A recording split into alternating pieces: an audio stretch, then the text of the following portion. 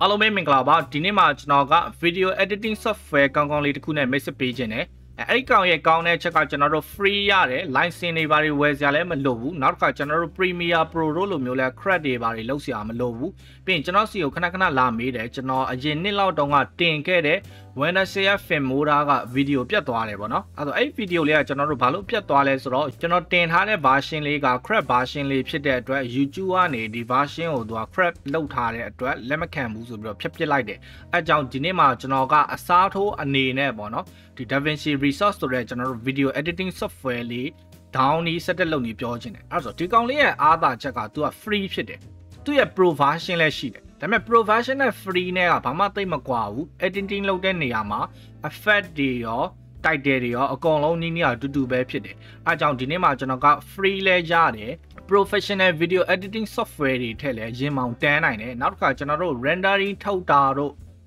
control S မမှန်လိုက်ရလို့ပြတ်သွားတာမျိုးလည်းမရှိဘူးသူ့ရဲ့ setting ထဲမှာကျွန်တော်တို့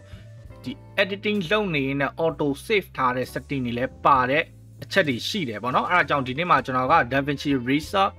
software ကို down နီး install လုပ်နေတဲ့ editing လေးနည်းနည်းစမ်းကြည့်မဲ့ video ပဲဖြစ်ပါတယ်အဲဒါကြောင့်ကျွန်တော်လည်းအတူတူတစ်ချက်လိုက်ကြည့်ရအောင်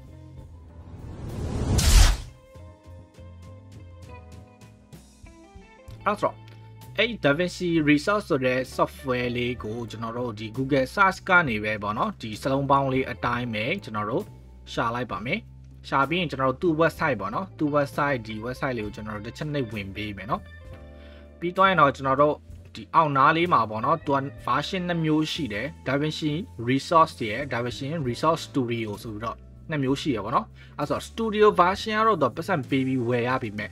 သူ့ရဲ့ free version ရလဲပေါ့နော်ဒီ video editing လုပ်တဲ့နေရာမှာတော်တော်ကောင်းမွန်လေးလုပ်လို့ရတာတွေ့တယ်เนาะအဲကြောင့်ဒီနေ့မှာကျွန်တော်တို့ DaVinci Resolve free version လေးကိုကျွန်တော်တို့ down ပြီးတော့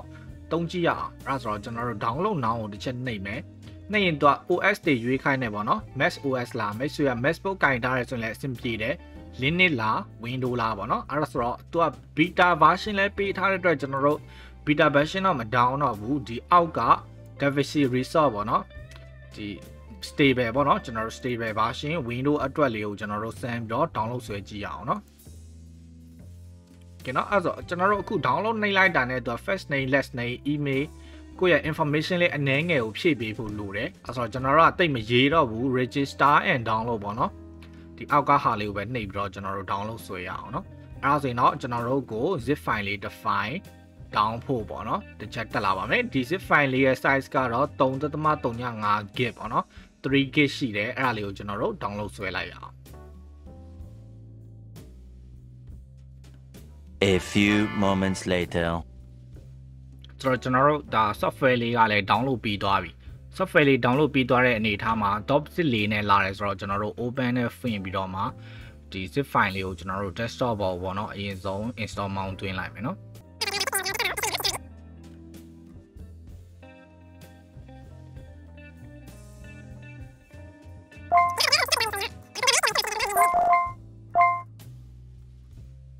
setup software လေးကျွန်တော်တို့ရလာပြီပေါ့နော်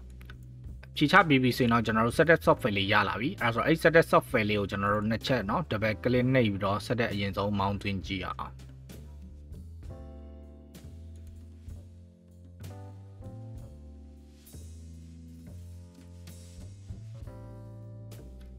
เนาะအဲဆိုရင်တော့ကျွန်တော်တို့ဒီတိုင်းအနေထားမှာပဲကျွန်တော်တို့ install လေးเนาะတွင်းကြည့်အောင်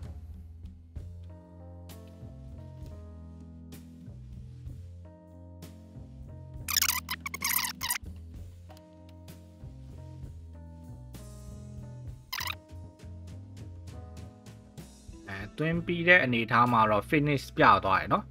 finish ပြပြီးတော့ကျွန်တော်တို့ computer တော့ restart ချမလားမေးတယ်ဆိုရင်တော့ restart ကျွန်တော်မချတော့ဘူးเนาะ no ပေးလိုက်မယ်เนาะ okay ပေးလိုက်မယ်ဒါဆိုရင်တော့ကျွန်တော်တို့ DaVinci Resolve ဒါ shortcut လေးထွက်လာပြီเนาะ DaVinci Resolve shortcut လေးထွက်လာပြီဆိုတော့ကျွန်တော်တို့ဒါနှစ်ချက်နှိပ်ပြီးတော့နည်းနည်းလေးเนาะ editing တုံးကြည့်ရအောင်เนาะနှစ်ချက်နှိပ်ဖွင့်လိုက်မယ်ဖွင့်ပြီးတော့ကျွန်တော်တို့ editing software လေးတုံးကြည့်အောင်เนาะဒါကတော့ setup file ဆိုတော့ message ကိုဖြတ်ထားလဲရသွားပြီเนาะတွင်းပြီးပြီဆိုတော့ဖြတ်ထားလဲရပြီဖြတ်ထားလဲရပါပြီဆို continue ပေးလိုက်မယ်ပြီးရင်ကျွန်တော်တို့ skip သူကသင်ပေးမှာပေါ့နော် quick setup နဲ့လုပ်လို့ရမယ့်ဟာတွေသင်ပေးမှာအဲ့ဒါဆိုတော့ကျွန်တော်က skip နဲ့ပဲကြော်လိုက်မယ်နော်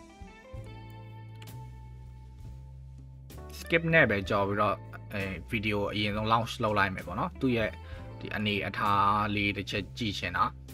ဘယ်လို panel တွေရှိလဲဘယ်လို timeline တွေထည့်လို့ရလဲเนาะတစ်ချက်ကြည့်ချင်တာဖြစ်ပါတယ်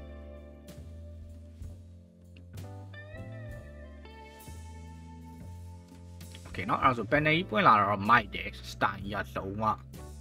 share ကြီးเนาะဆိုတော့ကျွန်တော်တို့ video footage လေးတစ်ခုလောက် import လုပ်ကြည့်အောင်เนาะ file import media ကိုနှိပ်မယ်ပြီးတော့မှကျွန်တော်တို့ desktop ဘောက်ကဒါ video footage လေးတစ်ခုကျွန်တော်တို့ import လုပ်မယ်เนาะအဲ့ဒါဆိုရင်သူက frame rate ကပြောင်းမလားသူကမေးတာပေါ့เนาะ video တဲက frame rate အတိုင်းသွားမလားဆိုရင်ကျွန်တော်တို့မ change ချင်ဘူးဆိုရင် don't change ပေါ့เนาะ change ချင်တယ်ဆိုရင် change ခုကျွန်တော် video ကတော့ပုံမှန်မဟုတ်ဘူး60 frame per second ဖြစ်နေလို့ဒါသူအဲ့လိုမေးတာဆိုတော့ကျွန်တော်တို့ change မယ်နှိပ်လိုက်တော့မယ်เนาะဒီနော်အဲ့လိုမျိုး change လုပ်ပြီးရင်ဒါကျွန်တော်တို့ video တစ်ခု import လုပ်ပြီးပြီအဲ့ video ကိုကျွန်တော်တို့ timeline တဲကိုဆွဲထည့်ဖို့ပေါ့နော်အဲဒီလိုမျိုး timeline တဲကိုကျွန်တော်တို့ဆွဲထည့်ရအောင်နော်အဲ့လိုမျိုး timeline နဲ့ဆွဲမထည့်ခင်ကျွန်တော်တို့ဒီဟာလေးပေါ့နော်အောက်က cat ဆိုတဲ့နေရာလေးမှာ cat ဆိုတဲ့နေရာလေးမှာဒီဟာလေးပေါ့နော် edit ဆိုတဲ့နေရာလေးကိုရွေးပြီးတော့လောက်ရင်တော့ပိုကောင်းနေပေါ့နော်ဒီကျွန်တော်တို့ Premiere Pro တို့ဘာလို့ design တခါလေးဖြစ်သွားမှာနော်အဲ့ဒါဆိုတော့ဒီ video footage တွေကိုကျွန်တော်တို့တခါတယ်ဒီ cat နေရာမှာ timeline တွေကိုဆွဲထည့်လိုက်မယ်နော်ဆွဲထည့်လိုက်ရင်အောက်ကကျွန်တော်တို့အတန် line အပေါ်က video line ဒါခါတိုင်းလို့ပဲဟုတ်ပြီအဲ့ဆိုကျွန်တော်တို့ split ပေါ့နော် split ကိုကျွန်တော်တို့ C နဲ့ V တုံးကြည့်လို့ရလားတွေပါကျွန်တော်တို့စမ်းရအောင်နော် okay အဲ့ဆိုကျွန်တော်တို့ video split ပေါ့နော်ကျွန်တော်တို့ video editing နေရာမှာ video editing လုပ်တဲ့နေရာမှာမလိုတဲ့အပိုင်းတွေကိုဖြတ်ထုတ်မယ်ဆိုရင်ကျွန်တော်တို့ဒါ blade edit မှုပေါ့နော် B နှိပ်ပြီးတော့ကိုမလိုချင်တဲ့အပိုင်းလေးကိုအဲ့လိုမျိုး split လုပ်မယ်လုပ်ပြီးတော့မှကျွန်တော်တို့ဒီ key လေးကိုမြားလေးကိုဆက်ကင်မယ်ပေါ့နော်ဆိုမြားအနေနဲ့ကတော့ A တဲ့เนาะဒီ blade က B တဲ့အဲ့ဆို AB ကင်လိုက်ရုံပဲ A ကင်လိုက်ရင်မြားဖြစ်မယ် B ကင်လိုက်ရင် split ဖြစ်မယ်ကျွန်တော်တို့ Premiere Pro မှာဆိုရင်တော့ C နဲ့ V နဲ့လိုမျိုးပေါ့နော်ဆိုရင်ကျွန်တော်တို့ A ကင်ပြီးတော့ဒါလေးကိုတစ်ချက်ဖြတ်လိုက်မယ်အဲ့ဒါဆိုရင် video နှစ်ပိုင်းပေါင်းသွားပြီเนาะပေါင်းသွားပြီဆိုကျွန်တော်တို့ split ကင်လိုက်ကျွန်တော်က YouTube ကနေ okay အဲ့ဒါကျွန်တော်တို့ဒါ split နဲ့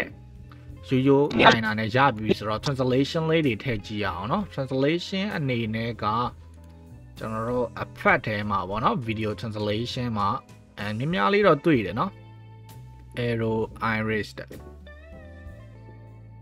okay ကျွန်တော်တို့ motion ဒါလေးထည့်ကြည့်ရအောင်เนาะအလယ်နံလေးမှာပြီးရင်ကျွန်တော်တို့နည်းနည်း play ကြည့်ရအောင်CPU တော့နည်းနည်းကောင်းဖို့လိုမယ်ထင်တယ်ကျွန်တော်က YouTube ကနေစိုးဘူးဒီနေ့မှာကျွန်တော်က YouTube ကနေကျွန်တော် translation ညလည်းဒီဘက်ဘေးမှာများများပါတယ်เนาะ translation ပြီးရင်ကျွန်တော်တို့ဘာလာမလဲဆို title တွေပေါ့เนาะ title ထိုးတာတွေလည်းတော်တော်များများပါတယ်မစိုးဘူးကျွန်တော်တော့ Premiere Pro ထဲတောင်ကြိုက်နေပြီပေါ့เนาะ title ထိုးတာတွေကများများပါတယ်အဲ့ဒါဆိုတော့ကျွန်တော်တို့တစ်ခုလောက်ထိုးကြည့်ရအောင်ပါ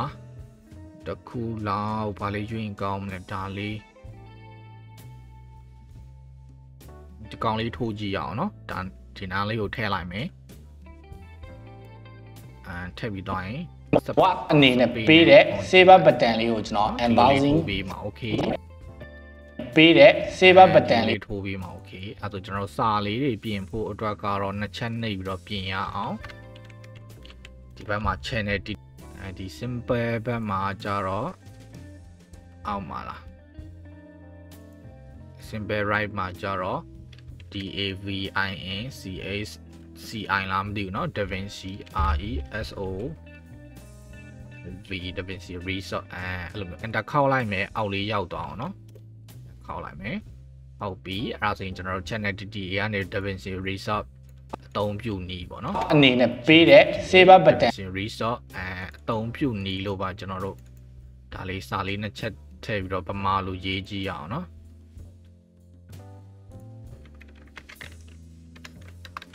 သုံးပြုနည်းပမာလိုတော့ရေးလိုက်တယ်မပေါ်သေးဘူးဆိုတော့ကျွန်တော်တို့ font လေးကိုပေါ့เนาะပြည်ထောင်စုလေးပါလေးရွေးကြည့်ရအောင်ကျွန်တော်တို့ကတော့အခု Unicode နဲ့ရိုက်နေတာဆိုတော့ပြည်ထောင်စု book လေးတုံးလိုက်မယ် okay မိုက်တယ်ဆိုတော့ဒီကောင်ကျွန်တော်တို့နေရာတော့ရွှေ့လို့မရဘူးเนาะ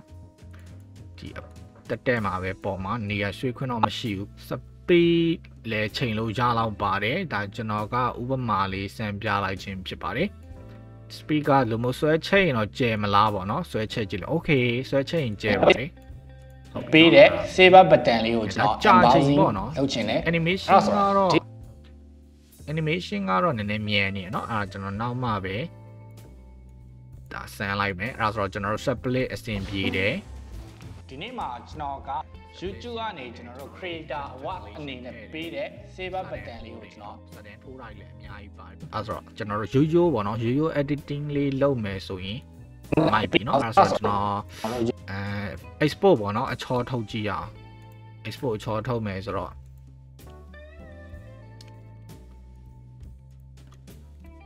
ချောထုတ်မယ်ဆိုတော့ကျွန်တော်တို့ file မှာ export လေးရှိတယ်เนาะ file export မှာ quick export ဆိုတာလေးလည်းရှိပါတယ် quick export နဲ့ကျွန်တော်တို့ထုတ်ကြည့်ရအောင်เนาะအဲ့တော့ဘာ size နဲ့ထုတ်မလဲဆိုရင်ကျွန်တော်တို့264 master ရှိတယ် hyperdeck ရှိတယ်တဲ့အကောင်တော့တူတူပဲအဲ့ဆိုတော့ကျွန်တော်265တော့ quality နည်းနည်းနှိပ်တယ်လို့ယူဆတယ်အဲ့ဒါကြောင့်264ကိုပဲကျွန်တော်တို့ export လေးเนาะထုတ်ကြည့်ရအောင်ပါ desktop ကိုကျွန်တော်တို့ရွေးလိုက်မယ်เนาะ save လုပ်လိုက်မယ်အဲ့ဒါကျွန်တော်စပြီးတော့ render စလုပ်နေပါပြီ the render complete ပြသွားပြီဆိုတော့ကျွန်တော်တို့ desktop မှာ edit လုပ်ထားတဲ့ video လေးကတော့ရခဲ့ပါပြီဒါပေမဲ့ mp4 နဲ့ထွက်လာတာမဟုတ်ဘဲနဲ့ mov နဲ့ထွက်လာခြင်းဖြစ်ပါတယ်အဲဆိုတော့ကျွန်တော်တို့ video လေးကိုပြန်ဖွင့်ကြည့်ရအောင်เนาะ